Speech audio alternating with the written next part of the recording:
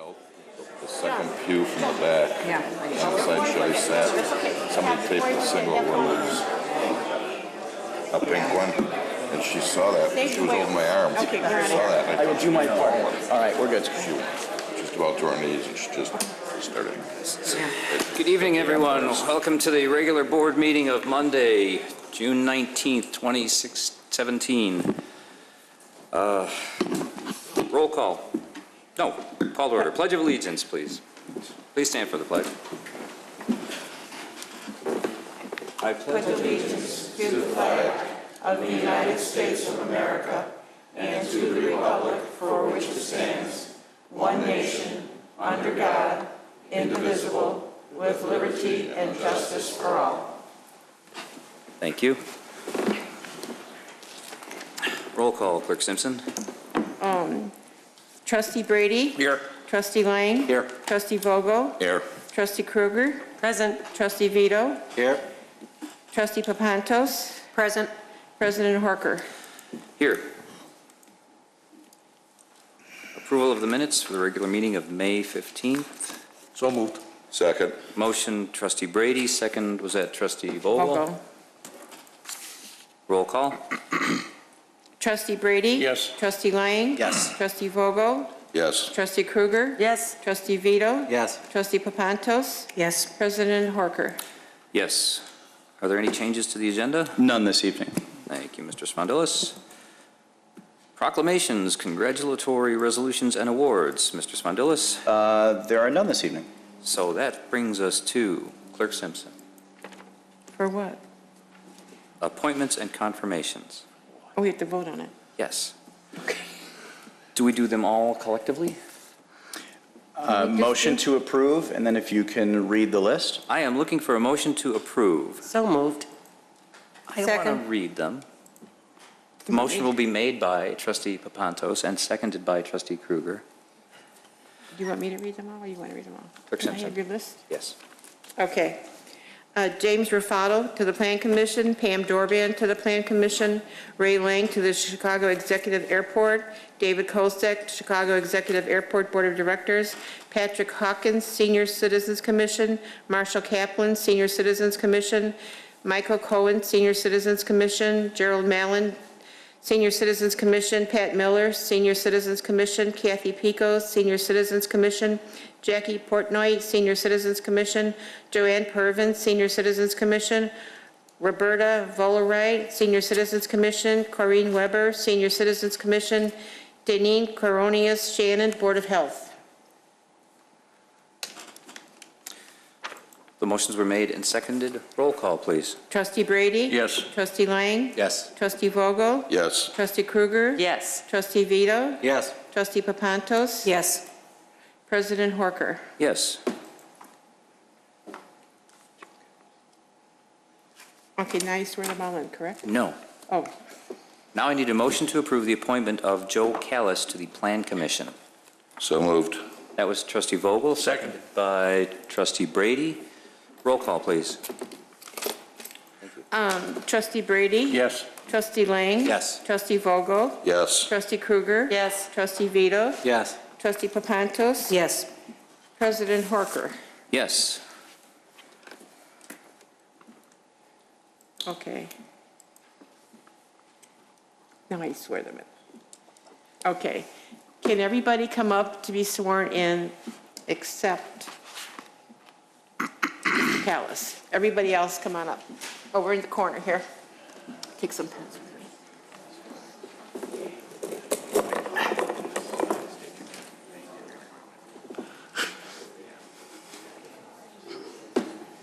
Mr. Rufato. Trustee Lane? No, there's no David Kolsak here either tonight. No. So you know that. It came to orbit. Good evening, everybody. What you're going to do is say your name when I ask you your name, what commission you're going to be on, and then repeat after everything else. Okay? All together. I.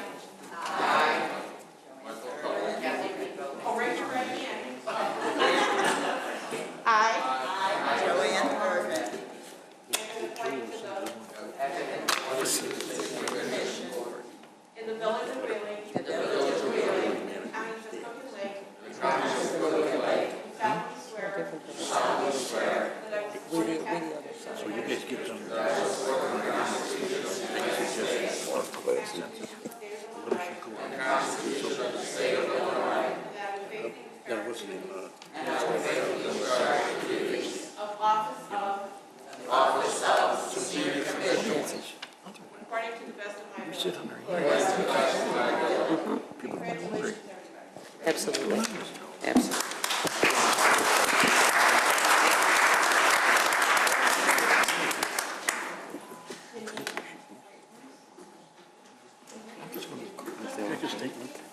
I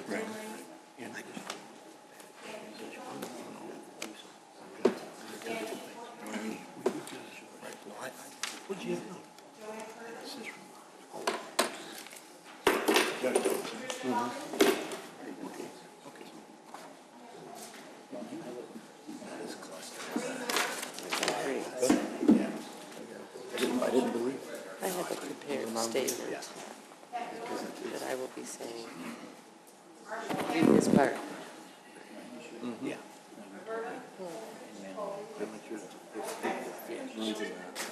Right.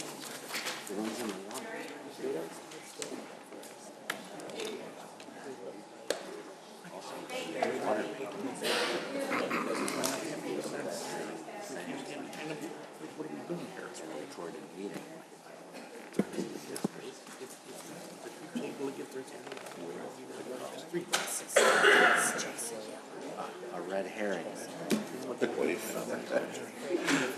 Yes. Thought it was over the night before. At the river. Yeah, it was. Couldn't do it. Sometimes I get on that limb, and I don't think around any limb. No, still holding on to, hugging the tree. That's what she said.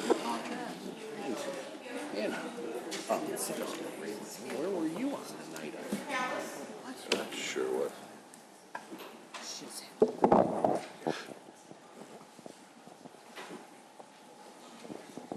Hello. I, Joe Kalis, have been appointed to the Plan Commission, the Village of Wheeling, the counties of Cook and Lake. Solemnly swear Yeah. that I will support the Constitution of the United States, the Constitution of the State of Illinois. I will faithfully discharge the duties of the Office of Plan Commission according to the best of my ability. Yeah.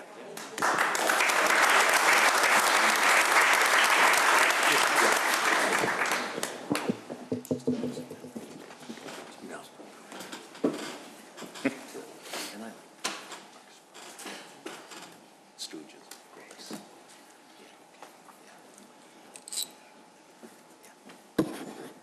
I would really like to thank all of you for your commitment to the village and the time you take. Put it over there. I do realize that you donate your time to these actions that you recognize as being important, and we do all value the time you put in for us. Thank you very much.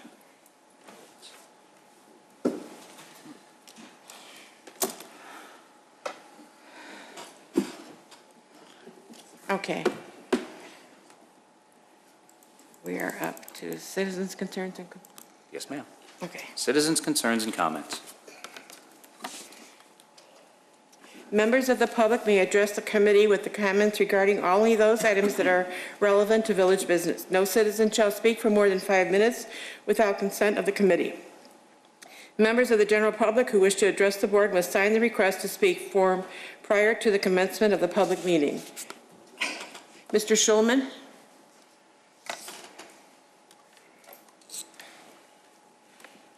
Hi, good evening.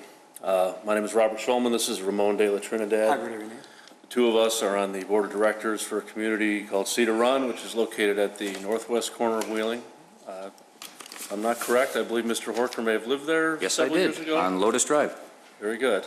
Anyhow, we've been in our position since August of last year, and we're doing what we can to try to clean up the community. I'd say the two top priorities for us are cleaning up crime and gang activity. We've been working closely with the Wheeling Police. Sergeant Vic Churio, wanted to shout out some kudos to him for really helping us. But the second issue is what I'm here to address you about this evening, which is parking. We have a shortage of parking. To be honest, a lot of our residents have more cars than they really should. We have done what we can to try to incentivize people to not have too many vehicles and to obey our parking rules, to use their garage before they spill out with their vehicles on the street.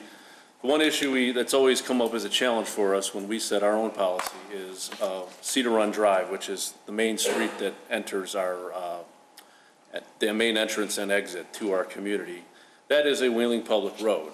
and essentially it is bound by the wheeling ordinances for parking. We really have no control over the overcrowding of Cedar Run Drive. And we were hoping that there's some solution we can come up to with the village to allow us to get some semblance of control over who can park there.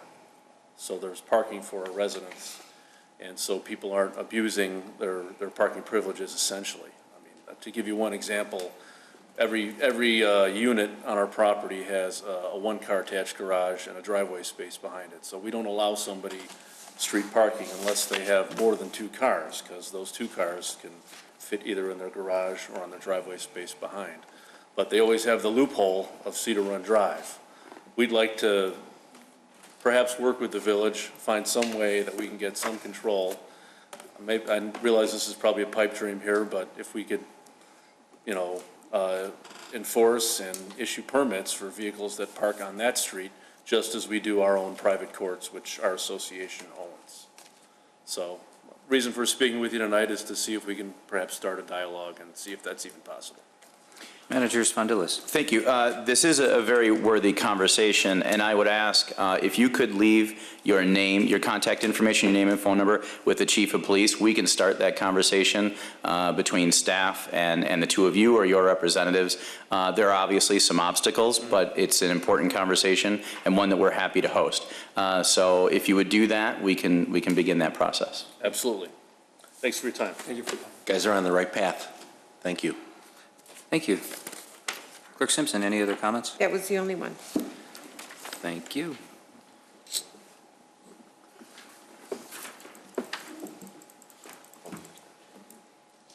Staff reports. Staff reports. We have Public Works Director Mark Janik. Thank you. Recently, there have been articles in the newspapers, the media as well, about the state of Illinois' issues relative to their budget and particularly funds for road construction, MFT funds. I want to just go over a few projects that are affected by MFT funds in the village, one of which we'll be talking about later tonight. 2 of them are on Dundee Road, Buffalo Grove Road and Dundee Road intersection, and McHenry Road and Dundee Road intersection. As you know, the Dundee Road and McHenry intersection has been not under construction for probably about a month now. There's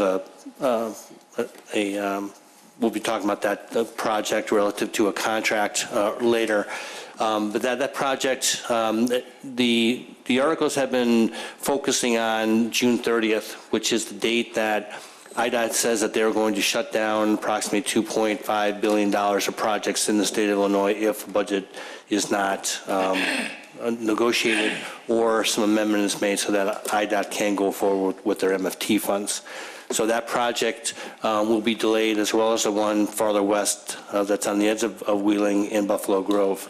Both those projects are being done by the same contractor. Both are similar type of improvements. So those two will be affected.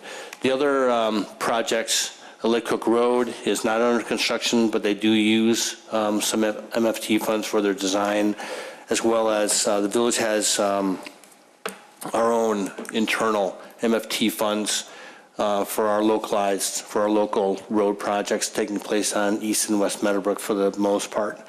Those funds are actually previously obligated to the village. We're not so concerned about those relative to the shutdown, but I just wanted to bring up the Dundee Road projects. Thank you, Mr. Janik. Trustee Papantos, you have a question? Yes, please. Thank you, Director Janik. Did they shut down last year because of budget? They did for a short period of time. That was how long? Yeah, I mean, this is obviously a very political situation. We don't think that the state of Illinois will be, particularly the construction, will be shut down for any long period of time just because of the very fact that, I mean, thousands of people are affected by these roadway projects, and if they just stop for a long period of time and then they don't start up again, the winter comes and it becomes a major, much more political problem locally. So we think that if there is a stoppage, it's going to be for a week, 2 weeks or less. Thank you. Any other questions? Thank you. Consent agenda, Clerk Simpson. All items listed on the consent agenda are considered to be routine by the village board and will be enacted by one motion. There will be no separate discussion of these items unless a board member or citizen so requests, in which event the item will be removed from the general order of business and considered after all other agenda items. 11A, resolution approving an interlocal contract for cooperative purchasing with the Houston-Galveston Area Council. 11B, ordinance dissolving the Wheeling Emergency Telephone System Board pending consolidation with the Des Plaines Emergency Telephone System Board. Questions? So moved. Second. Motion from Trustee Kruger, second from Trustee Papantos. Roll call.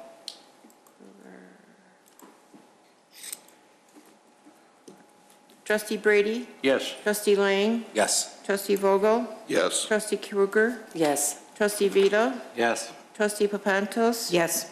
President Horker. Yes. We have no old business, so new business. 13A, resolution authorizing the acceptance of the extension of an Illinois Criminal Justice Information Authority Victims of Crime Act grant award for the Victim Assistance Coordinator position through December 31st, 2017. Trustee Brady, I have a question, but Sherry isn't here tonight.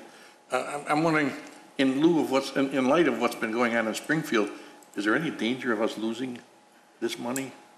No, there isn't. So this item before you authorizes an extension, and what VOCA is, which is Victims of Crime Act, it is a funding source that the community has been lucky to be a part of since 2003, because essentially it funds the salary of one of our social workers. Right.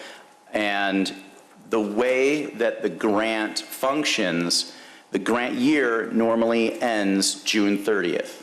The oversight of this money, has decided that they're going to change the time of the way that grant is funded and move it to a calendar year, which meant there's a 6-month gap. That's what this extension does. It simply covers the budget between what should have been the typical ending period for this grant cycle and moves it to January 1st. What we will do then is reapply for the grant, and from everything we hear, the process for that reapplication will remain similar.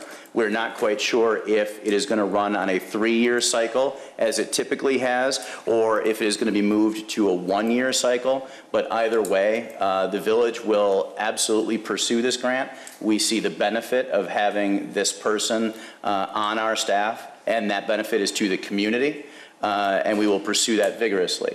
So does that answer your question? Yeah, basically, you know, and I agree.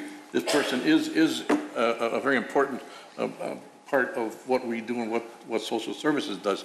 But if the state is looking at leaving a hole in the middle of our community for a year while they close down a project that is so important, you know, what would say that they wouldn't pull funding from something like this? They have committed already.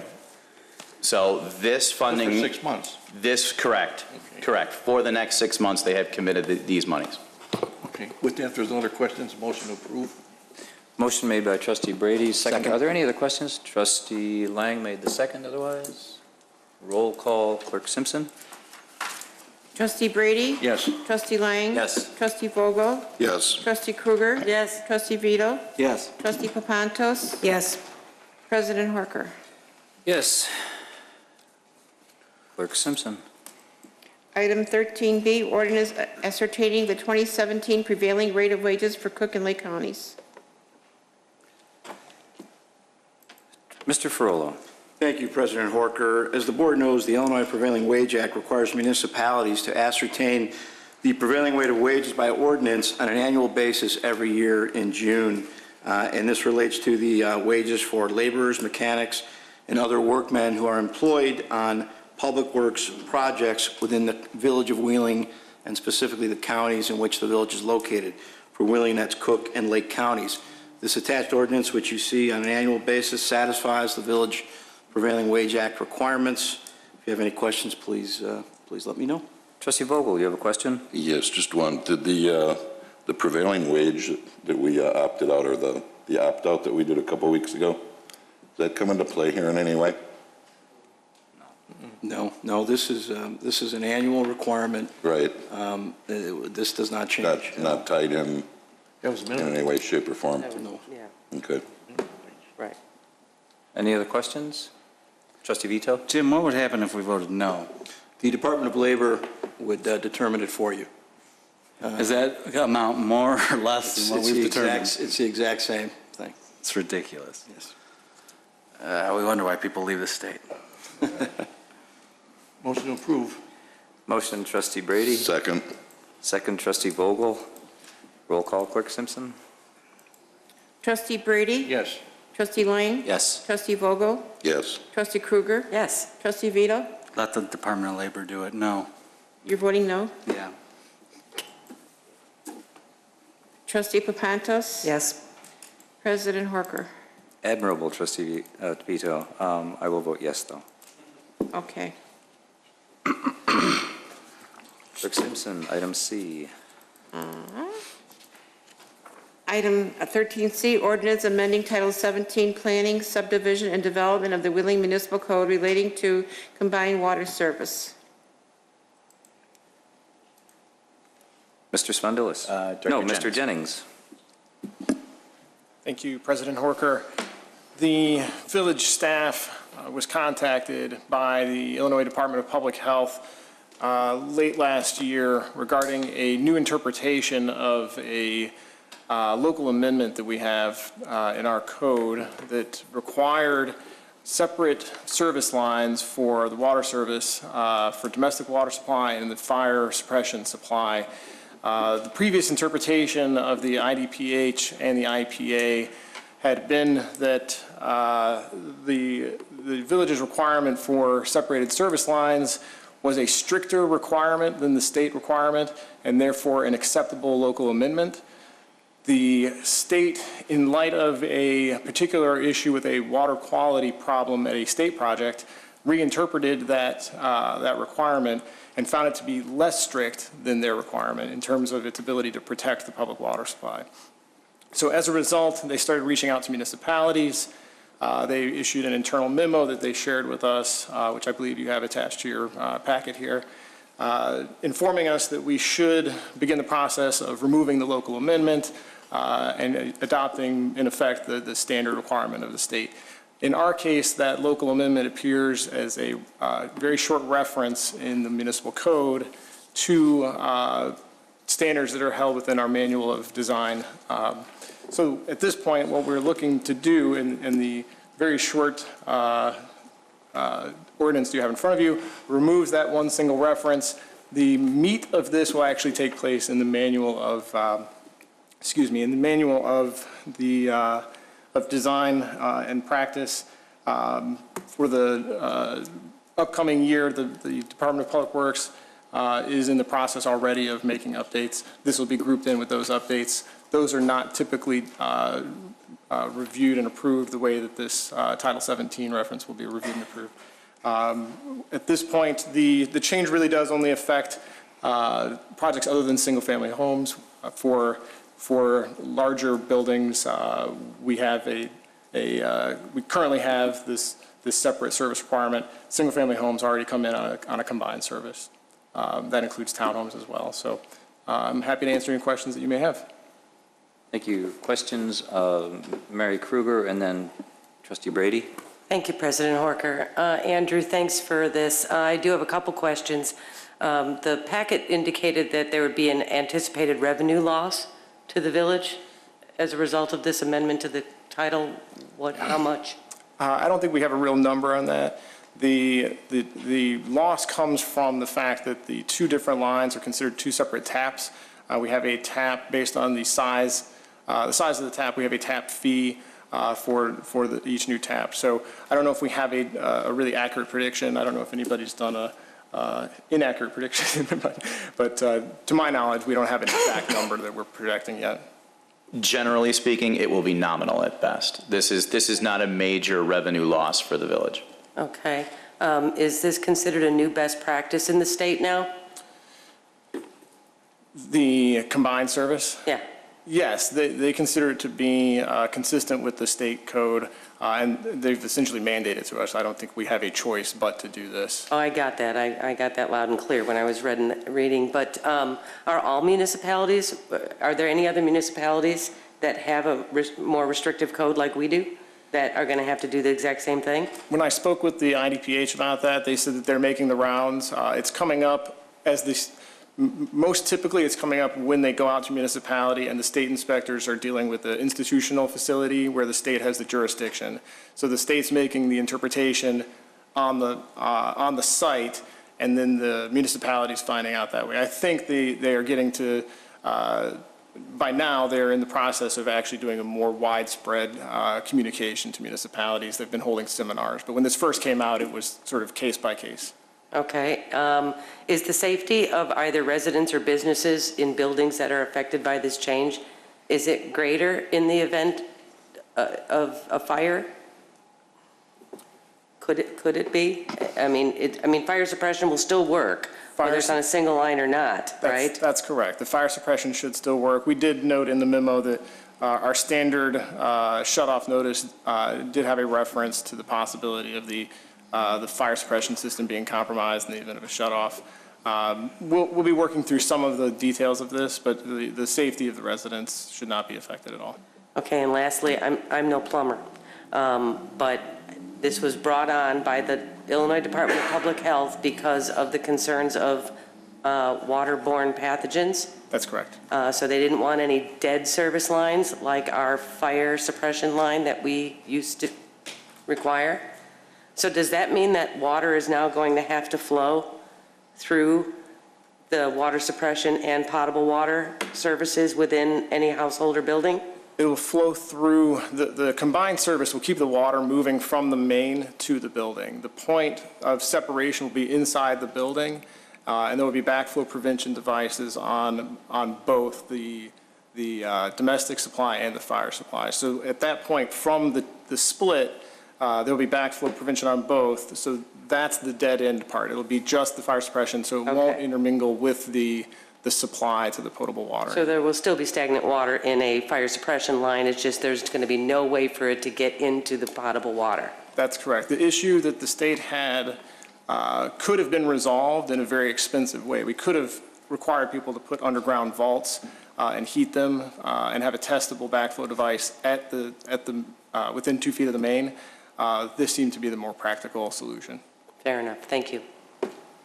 Trustee Brady? Thank you. I can certainly understand why the two-pipe system was put in effect to preserve the fire sprinkler system if there was a water shutoff. But now we got the situation. It's been a few years since we started enacting this two-pipe service.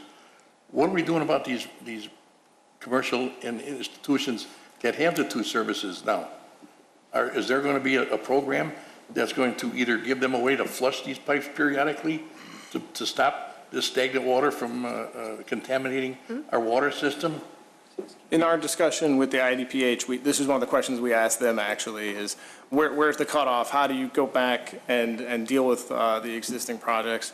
They wanted to be clear to us that they felt that it was projects that were underway right now, we should inform them as a courtesy of what was going on, and for any new project that was coming in, have them design it in this fashion. But they made no indication to us that there's any expectation to go back and correct anything that was already built this way.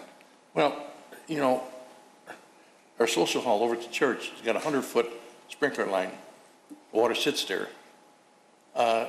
There's no program for anybody to come in and flush the hydrant or the system. So that could be sitting there for years.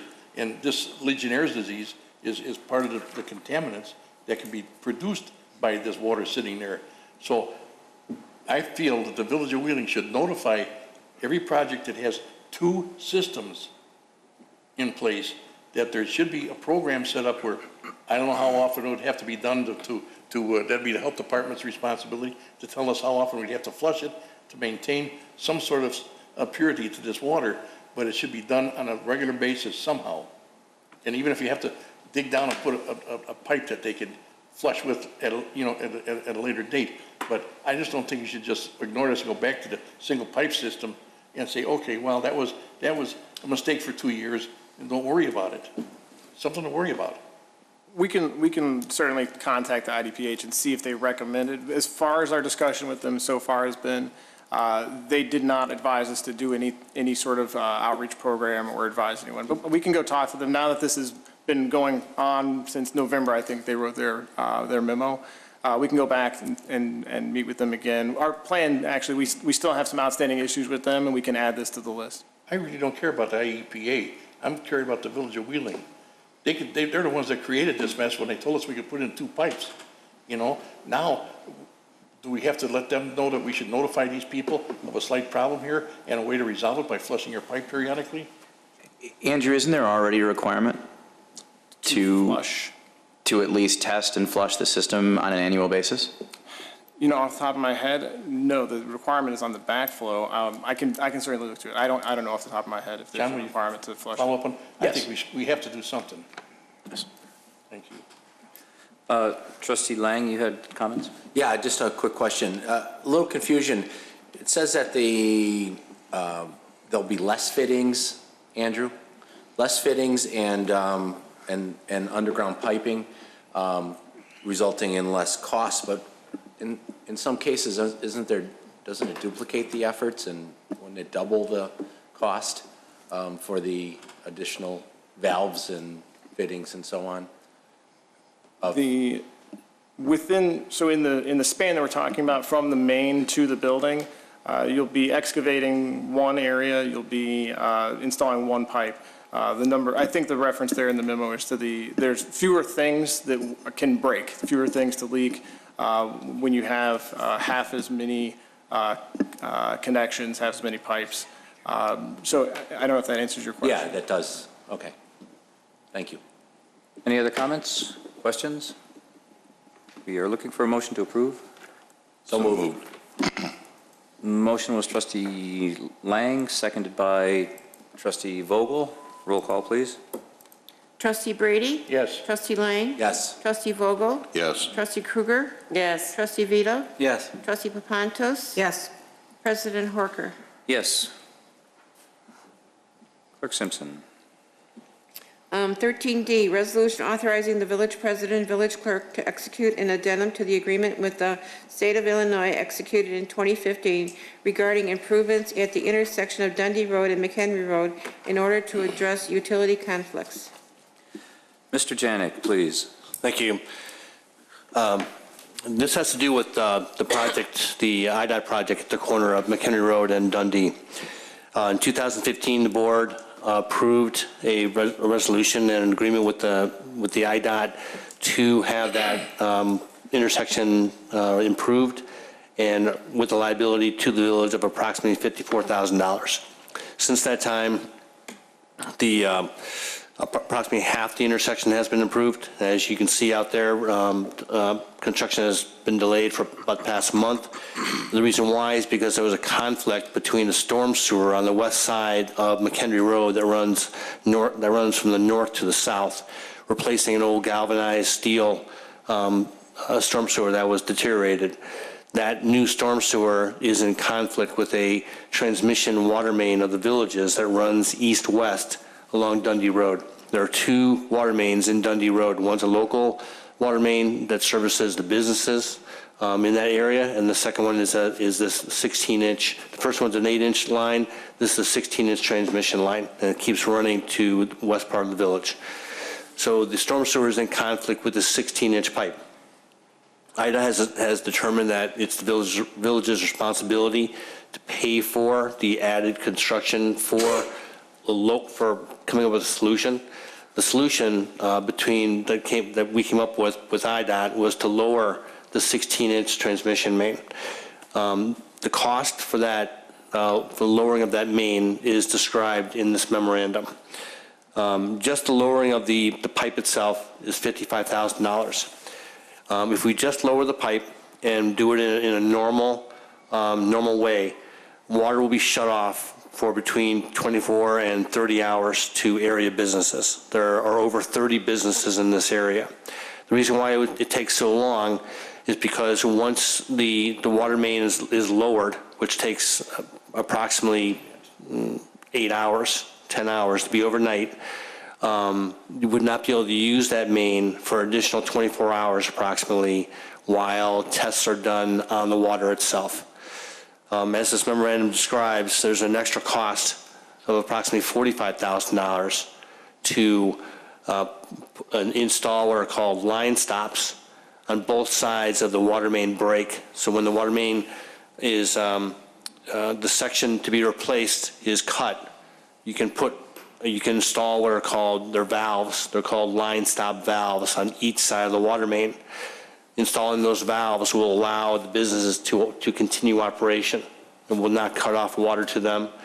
Once the water main pipe, which is approximately 20 feet in length, is then set and attached, the water can continue to flow and there are no tests required, but it does cost an extra $45,000. There's another $10,000 of design cost that is being charged by the IDOT as well.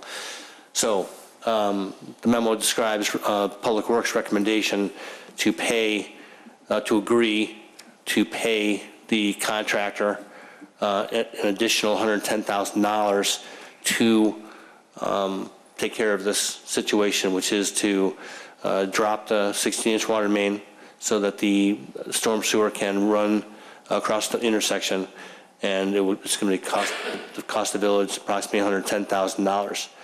Now, this project happens to be within a TIF district, so this money does not won't be coming out of the general fund, won't be coming out of any capital improvement project that we're currently operating in the village. But these are funds that the village board needs to be aware of and to approve. Questions, Trustee Vogel? Do those valves have any future value to the village? Can they? No, those valves will have to stay. They'll be able to stay on those pipes. Stay. They won't be taken off. All right. Is there any? Do you think there's anything else once they do this procedure? Do you envision any other problems there? No, I don't. With anything? When can they get it done? That's a good question. Berger has not provided us with an idea when they can start. I do believe that within 2 weeks. Now, of course, we do have this looming potential shutdown of the project itself due to the budget impasse. I believe that within 2 weeks of IDOT saying that the project can go forward, that they'll undertake this project and do it. Get it done. So if that helps at all, I mean, theoretically, I do believe that there's going to be a shutdown. So when July 30th comes, so IDOT will shut down these projects before the 30th, of course. They'll shut them down very soon, probably within a week of probably the 20th or 21st. Then we'll know for sure if there's going to be a shutdown. If they do call for a shutdown, let's figure 5 days, whenever it is after they say the project can start again, figure 2 weeks from that period, from that time. In the meantime, if they do shut down and it does get extended, is there anything we can do to open that intersection up any further? Right now, absolutely not. I mean, they've got it open. They've got it open right where the water mains are. For them to fill that in and pave it a little bit, there's just no way they're going to do that. Oh, wait. Okay. Thanks. Trustee Papantos, you had a question? Thank you. I just want to be clear. We have to move the pipe, so that portion of the $55,000 is going to be spent no matter what. Yes. Roughly 55. Would the engineering fee have to be spent at that point also? Yes. So for a mere $45,000, we are protecting at least 30 businesses who, I can see where restaurants,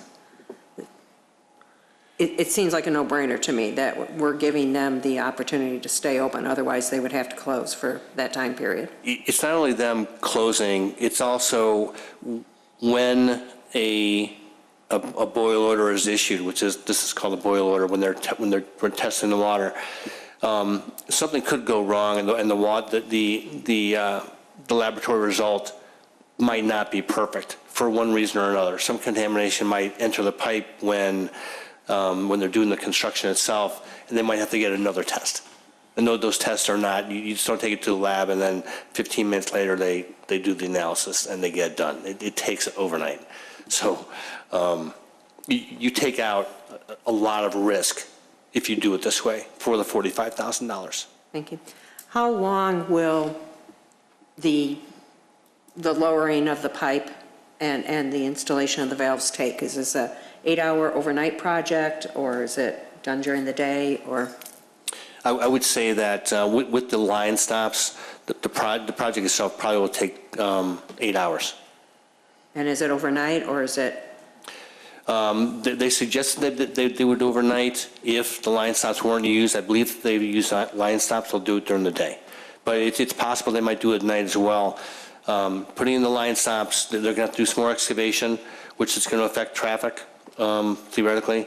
So they still might do it at nighttime. Thank you.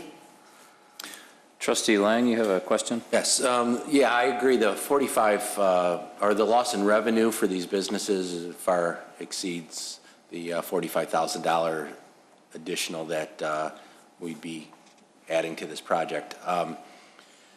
But for clarification, Mark, even if they do shut down that project, can we still get our part done, or is it like nothing we can do?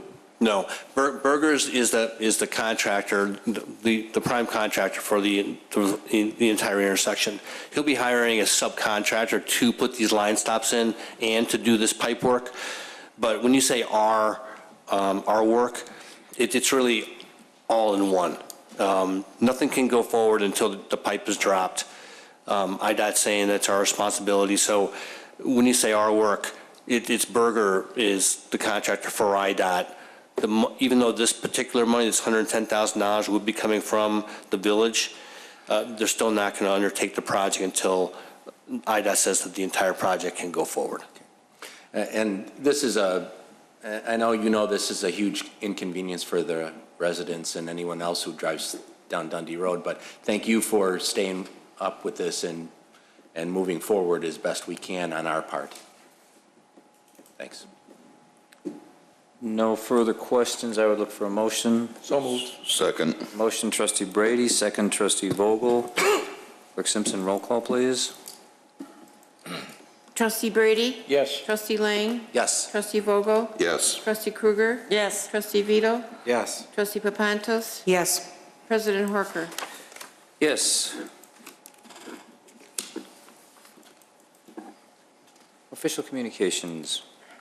Clerk Simpson, do you have anything? I do have a few. Okay. Okay. I walk to fight community hunger. On Sunday, June 25th, the Northwest Suburban Interfaith Council will host its 4th annual 5K family walk to raise funds to support 4 of our local food pantries, all serving those in need from our Northwest Suburban community. The event starts with registration at 1:15 p.m. The walk starts at 2 p.m. at the parking area of St. Mary Parish in Buffalo Grove. This family event will stop halfway to Hope Lutheran Church to cool off for refreshments and entertainment.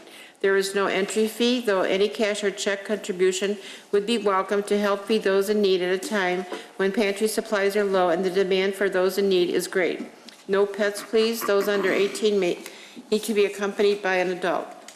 And then, don't forget, Wednesday, June 28 at 6:30, the Wheeling Historical Society is having their speaker talk about Chicago Poison Banquet, and the ladies at the Historical Society want me to make the announcement that they have some very special treats in mind for those that attend. Admission is free. On July 5th, the Wheeling Police Crime Watch meeting will be, and that's, if you want more information on that, the phone number to call is 847-459-2994. If you have any questions, it's held on the first Wednesday of every month at the police station at 7 o'clock in the training room. The Senior Center has a meet and mingle pizza party. Join others for an evening of conversation and pizza. Enjoy the meeting others and make new friends. Pizza is included in the cost of this event. The event is Tuesday, July 11th at 4:30 at the Wheeling Pavilion Center at 199 North First Avenue. The cost is $5. Everybody's welcome. Non-members are welcome. They would like more people to join the Senior Center. And they do have more than 10 people, so there's no longer a minimum. They have 25. people that have already signed up, and you need to call 847-459-2670 to make your reservation. And I was at the last one, and I had a really good time. Thank you. Thank you. Trustee Kruger? Thank you, President Horker. I have 4 things I would like to share this evening. First, in late May, the 911 Red Center Board of Directors named Christopher Leonhardt as Executive Director and Christian Lyons as Assistant Director. They are both highly qualified individuals in the telecommunications and dispatching industry, and congratulations to Chris and Christian. The Village of Wheeling looks forward to working with you both. Second, I, as well as many of you, learned over the weekend that State Representative Elaine Neckeritz will not be seeking re-election in 2018. I'd like to thank her publicly for her many years of service to District 57, and I wish her good luck with her future endeavors. She will be sorely missed, including her cartwheels at the Arlington Heights 4th of July parades. Just don't know why I've always remembered her doing that. The third item is that on June 9th, many of us had the pleasure and honor to visit with Mayor Suh Byung-soo and the delegation of Korean officials that traveled from Busan, South Korea to visit Wheeling. In addition to our joint meeting where we shared the highlights of both of our communities, the KCCOC, or the Korean Cultural Center of Chicago, hosted a wonderful event to honor the Busan delegation and celebrate the center's 7th anniversary of being headquartered here in Wheeling. Thank you to all Wheeling staff for making the events of the day very special for these distinguished visitors. Shout out to Economic Development Coordinator Drew Garcia, Economic Development Director John Malanofi, Manager Spondilis, our Police Honor Guard, and all of the other staff members that took some time out of their workday to participate in some portion of this special visit. And lastly, and since I'm on the topic of our staff, I'd like to take one more minute to talk about them. I have one 4-year term under my belt, and I'm embarking on my 2nd. That said, the most important thing that I have learned about the operation of this village, and I learned it early, is this. This board's vision and direction goes nowhere without the expertise of the roughly 230 people that are employed here. Let's start in this room. Our village manager has worked for Wheeling for more than half of his life. He was raised here. He earned his MBA and has served as our senior-most leader with the utmost professionalism.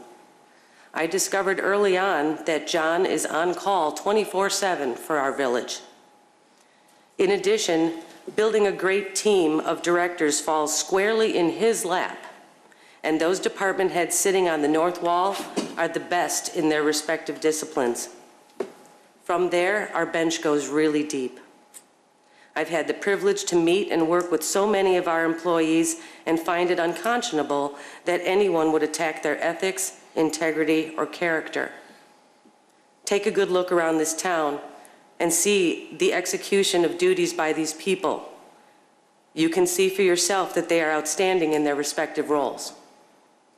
We all have the right to speak our minds. The First Amendment guarantees that. However, when that speech is continually based on wild conjecture, riddled with incorrect facts, and delivered with hatred and vitriol, that right is relinquished. Over the last 9 months, there has been a consistent barrage of negative rhetoric that has, 1, shadowed the successes of Wheeling, and 2, interfered with the continued fulfillment of executing our strategic plans. This narrative must change today.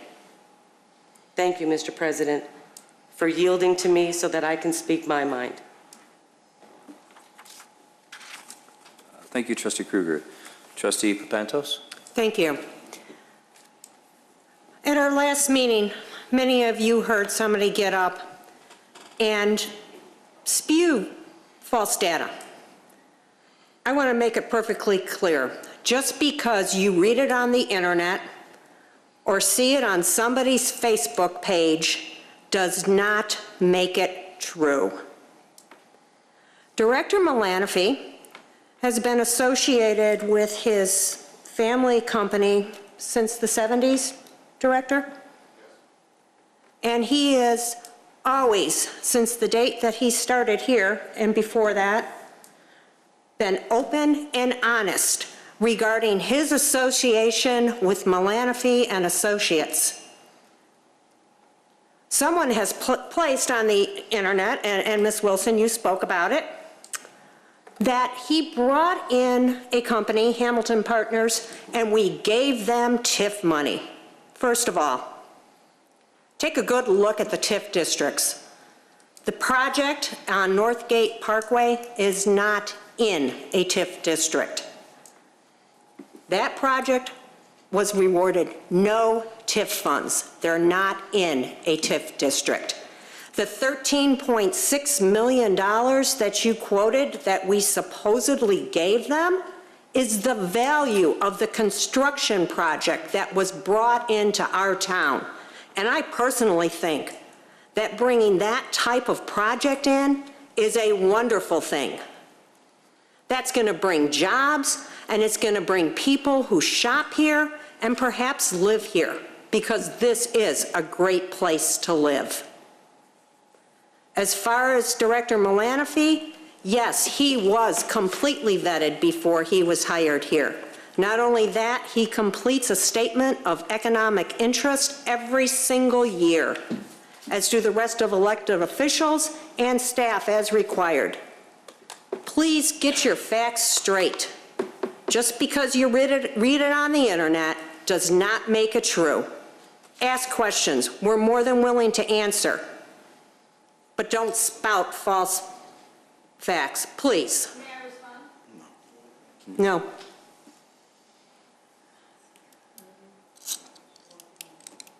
Thank you. President Worker, your turn, and may I respond? No, ma'am. Trustee Brady? Thank you.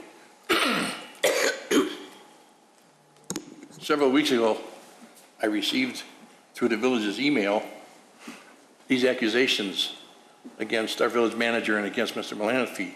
As been stated here just now, all these accusations are totally false. The sad part is that this young lady has sent these things to every local municipality mayor, to Springfield, to all our local delegations in Springfield, to the newspapers stating these facts. No, I don't want to hear from you. We've heard from you. Shut up. Now, if you ask me, we have to respond to these. We can't sit here. The people in the village of Wheeling, maybe we can talk to them, but all these other people that have heard these accusations, all it does is drag us through the mud as a community. We have nothing to hide from what our people do and what we've done. And I think this village, with the consensus of this board, should send a letter explaining our position on these issues and exactly what is going on. And if I can, Mr. President, could I have a consensus from the petitioners, from the board, that this letter, any type of letter should go out? You're asking for a letter to be drafted? Yes. Would you meet with staff and? No, I want a consensus right now. No, what I'm asking is, if we have a consensus to send a letter, could you clarify what you're asking for with staff so that it doesn't take? I've seen a rough draft of a letter, which probably is very close to the letter that should go out. There might have to be tweaked a little bit. I'm not into doing that type of thing, but I think that the letter should go out because you go out as quickly as you can. If it needs signatures, if it don't need signatures, I think it should come from this board that we have faith in the people that are working for us.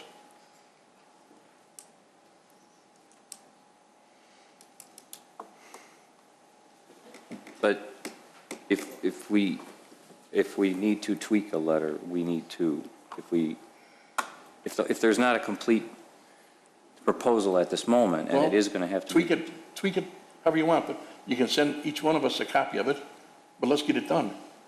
And let's prepare. So you're asking for a consensus to send a letter yes, to us to approve, to send to the other municipalities?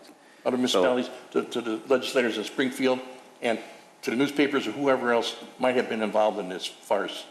So, Mr. Ferrolo, a consensus, just take a general, I would say it's looking for a general direction as to whether or not the board would like staff to draft a letter on behalf of the board to address some of the comments that have been made over the past many months related to staff.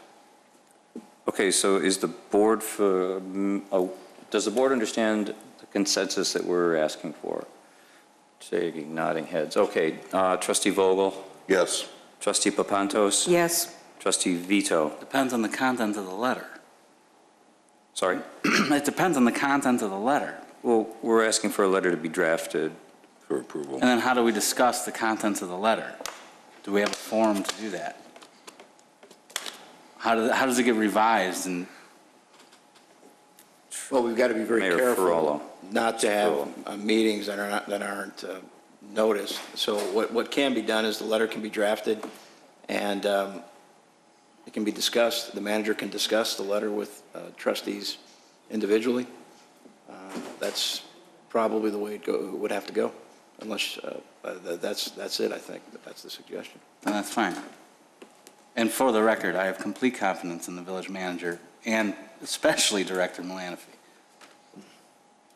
Trustee Brady? Yes. Trustee Kruger? Yes. Trustee Lang? Yes. And I would also concur. Me too. Oh. Clerk I Simpson. agree. Thank you. Mr. President, when can we expect this to happen? Could you talk to me after the meeting, and we will put something on paper Okay. that somebody's Thank you. going to have to assemble. Thank you. Remind me? I'm sure you'll remind me. One other, as long as I still have the floor, hopefully, one other thing, I'm going to refer back to the infamous intersection of Dundee and Old McHenry. Before Mr. Janik, before those crews pull out, there is a serious problem brewing there.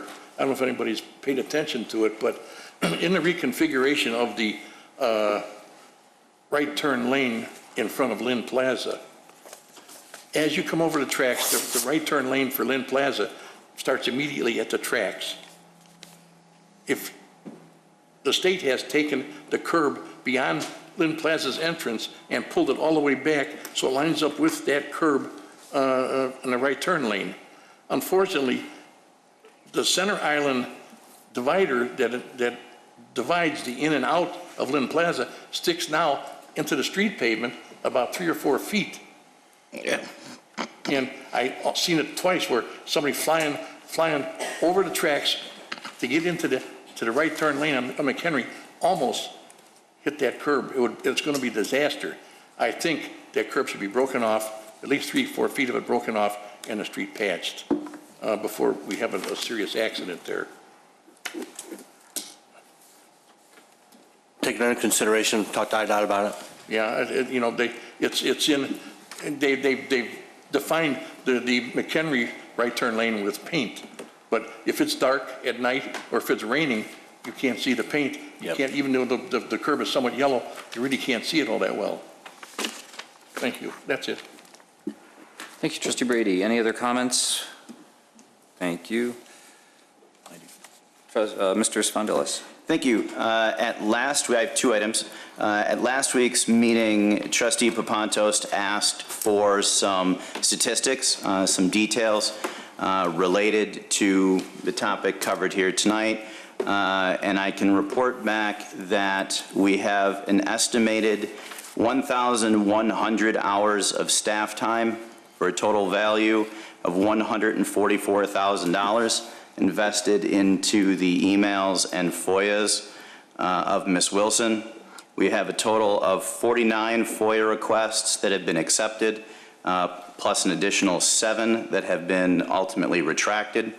Within those 49 requests, there are a total of 160 requested records. Emails since January 1st, 2016, total 976. And there have been 13 Attorney General requests for review for which 12, there were no findings. One was a Attorney General further action warranted decision, which was for an open meetings violation, which the village has since corrected by a change to the code. Completely different topic. On July 1st, the Village of Wheeling will be celebrating the third Rock and Run the Runway at the airport. We invite the community to come and celebrate with us. Gates open again at 5 p.m. for the Rock the Runway portion. We're expecting large crowds as we do have a major headliner this year in Seventh Heaven, and we're all crossing our fingers for good weather. All the information is available through a link on the village's website. There is a dedicated Rock and Run the Runway website where you can get information not only on the event in the evening, but also the 5K run in the morning. That's it. Thank you, sir. I'm sorry, Manager Spondelis, could you repeat that total dollar amount one more time, please? Just shy of 1,100 hours of staff time for a total value of $144,281.16. Thank you. Thank you. If we have no other questions or comments, we have the bills. So moved. Motion trustee Lang, second trustees Somebody. Come on, Vito. Second. Papantos. Okay. Roll call. Trustee Brady? Yes. Trustee Lang? Yes. Trustee Vogel? Yes. Trustee Krueger? Yes. Trustee Vito? Yes. Trustee Papantos? Yes. President Horker? Yes. Yes. Okay. Yes. Yes. We have an executive session tonight in order to discuss pending probable and/or imminent litigation as well as collective negotiating matters. I would look for a motion to recess into executive session. So moved. That was trustee Krueger, second by Second. trustee Vogel. Clerk Simpson? Trustee Brady? Yes. Trustee Lang? Yes. Trustee Vogel? Yes. Trustee Krueger? Yes. Trustee Vito? Yes. Trustee Papantos? Yes. President Horker? Yes. Thank you all for coming, and again, thank you all for your services. Okay, I need a minute or two before I can go in there. I have to get your signatures.